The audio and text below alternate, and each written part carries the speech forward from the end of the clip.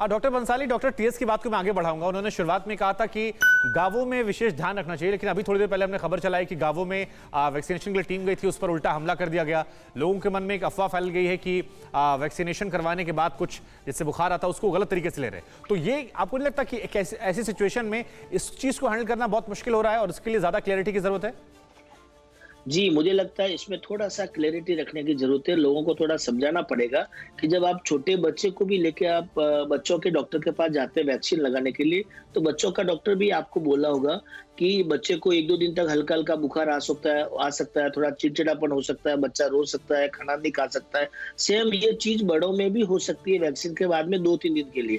अगर बुखार आ रहा है तो इसका मतलब नहीं हो गया कि कोरोना इन्फेक्शन हो गया, बट ये वैक्सीन आपकी जान बचाने के लिए आया है, जो सेकंड वेव में सबको समझ में आया है। इसलिए वैक्सीन लेना आपको बहुत जरूरी है, आपके फायदे के लिए। न केवल आपका फायदा है, आपके पूरे परिवार का फायदा है। जवान लोगों की अगर डेथ होती है, उसके बच्चे भी सफर करते हैं और उसके माँ बाप भी सफर करते हैं, उसकी वाइफ भी सफर करती है। बिल्कुल, इसलिए वैक्सीन आपके लिए सुरक्षा कवच बन के आया हुआ है। बिल्कुल। संजीव हमारे साथ जुड़े हैं, अगले कॉलर। संजीव जी, सवाल पूछिए अपना। रमाकांत जी अगले कॉलर हमारे साथ हैं। रमाकांत शर्मा बोल रहा जी, ग्रेट नोएडा से। सवाल पूछिए सर। सर, मेरे पिताजी हार्ट पेशेंट हैं जी, क्या उनको वैक्सीन दे सकते हैं? Doctor TS clear. हाँ जी, बिल्कुल दे सकते हैं, बिल्कुल कोई चिंता नहीं है। सारे के सारे हार्ट के मरीज जो हैं वो वैक्सीन लेनी चाहिए, किसी मरीज को भी कोई कंट्राइंडिकेशन नहीं है जी। अच्छा डॉक्टर साहब, अगले कॉलर से पहले एक सवाल मैं आपसे पूछ लेता हूं। वो कौन से लोग हैं जिनमें एक्सेप्शन है वैक्सीनेशन को लेकर कि आप बच सकते हैं? बहुत अच्छा, आपने अच्छा क्वेश्चन पूछा है।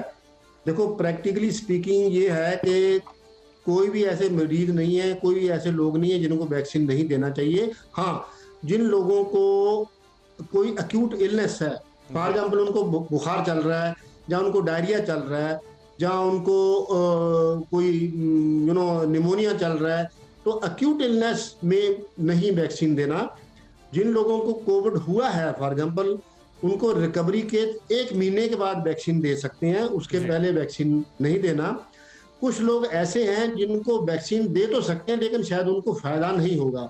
वो कौन लोग हैं? वो लोग हैं जो कि इम्यूनो कम्प्रोमाइज हैं, इम्यूनो सुप्रेशन है जिनमें, जैसे कि जो लोग स्टीरॉयड लेते हैं, जैसे पोस्ट किडनी ट्रांसप्लांट या हार्ट का ट्रांसप्लांट हुआ है, ऐसे लोगों को हम दवाई देते हैं। जब बोन मैरो ट्रांसप्लांट हुआ है, जो ऐसे लोगों को दवाई देते हैं जिससे कि इम्यून जो सिस्टम है कम सुप्रेस रहता है, कंप्रोमाइज रहता है। तो ऐसे पेशेंट को भी ये नहीं कि हम वैक्सीन देंगे कोई नुकसान हो जाएगा जी, लेकिन हो सकता है कि वैक्सीन उनमें काम ना करे क्योंकि इम्यून सिस्टम उनका ऑलरेडी सुप्रेस्ड है, वो एंटीबॉडी नहीं बनाएगा जी। अगले कॉलर रंजीत हमारे साथ हैं बिहार से। रंजीत जी, सवाल पूछिए। जी नमस्कार सर। नमस्कार जी, मेरा सवाल वो टीएस क्लियर सर से है कि मैं एबीपीएस पेशेंट हूँ, तो क्या मैं वैक्सीन ले सकता हूँ या नहीं ले सकता हूँ? मुझे एबीपीएस किस चीज के पेशेंट है? मैं आवाज नहीं सुनाई दी, मैं आपको किस चीज के पेशेंट है? रंजीत जी, सवाल दोबारा दोहरा दीजिए। एबीपीए एलर्जिक ब्रोंकाइटिस, वो पल्मोनरी एक्शन करके होता है एबीपीए। हाँ ओके हाँ, आप ले सकते हो, आपको कोई ले सकते हो, कोई कंट्राइंडिकेशन नहीं है।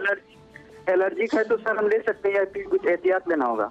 हाँ जी, अगर एलर्जिक ब्रोंकाइटिस है आप वैक्सीन ले सकते हो, कोई उसमें कोई डरने की जरूरत नहीं है, कोई प्रॉब्लम नहीं है। ठीक है। अगले कॉलर भानुशाली हमारे साथ हैं अहमदाबाद से। भानुशाली, सवाल पूछे डॉक्टर गौतम भंसाली जी से। नमस्ते सर, मैं अहमदाबाद से बोल रहा हूँ। अभी जैसे 18 साल की उम्र के ऊपर बच्चों को मैंने 2 वैक्सीन लगाया है, 1 डोज जी, जो कोवैक्स का है। अभी उसके बाद कोवैक्स ही लगाना है या कोविशील्ड भी चलेगा? अगर कोवैक्स ही लगाना है तो उसमें ही रजिस्ट्रेशन करना पड़ेगा। अगर कोविशील्ड लगाते हैं तो क्या इफेक्ट आएगा, वो भी बता दीजिए जी। डॉक्टर भंसाली, ये कई लोगों के मन में सवाल है, सेकंड वैक्सीन सेम हो या डिफरेंट लगवाएं? जी भानुशाली जी, ये बात तो आपको बहुत क्लियर कर रखनी है कि जो वैक्सीन आपने पहले लिया, चाहे वो कोविशील्ड है या कोवैक्सीन है, सेकंड वैक्सीन भी आपको वही लेनी, क्योंकि सेम टेक्निक का वैक्सीन जाना जरूरी होता है। तो ये बहुत ही क्रिस्टल क्लियर है, सबके दिमाग में होना चाहिए। फर्स्ट डोज जो लिया वही सेकंड डोज लेना चाहिए। जो फायदा आपको फर्स्ट डोज से होगा वही सेकंड डोज से होगा। एंटीबॉडी जो बॉडी में डेवलप होती है, जो अब तक रिसर्च डेटा आया है, सेकंड डोज लेने के 3 हफ्ते बाद आपकी बॉडी में एंटीबॉडी डेवलप होना शुरू हो जाता है। तो डेफिनेटली आपको ये कोविड वायरस से फायदा करता है। जी ठीक है। विनय तिवारी अगले कॉलर मुंबई से हमारे साथ है। विनय जी सवाल पूछिए। सर नमस्कार, मेरा नाम विनय तिवारी है जी। ऐसा है ना कि मेरे बम्बई में काफी लोग इस तरीके से बातें कर रहे हैं कि जो चर्चा हो रही है कि दोनों अगर हम लोग ने डोज ले लिया कोविशील्ड का या कोवैक्सीन का, इसके बाद अगर स्पुतनिक की वैक्सीन अगर मुंबई में आ रही है, स्पुतनिक की या फाइजर की या जॉनसन एंड जॉनसन की, तो क्या हम लोग ये दोनों वैक्सीन के बाद वो भी वैक्सीन ले सकते हैं क्या? Doctor TS clear. देखो बेसिकली अगर आपने एक वैक्सीन ले लिया है, कोविशील्ड ले लिया है या कोवैक्सीन ले लिया है, फिर आपको दूसरा वैक्सीन लेने की जरूरत नहीं है।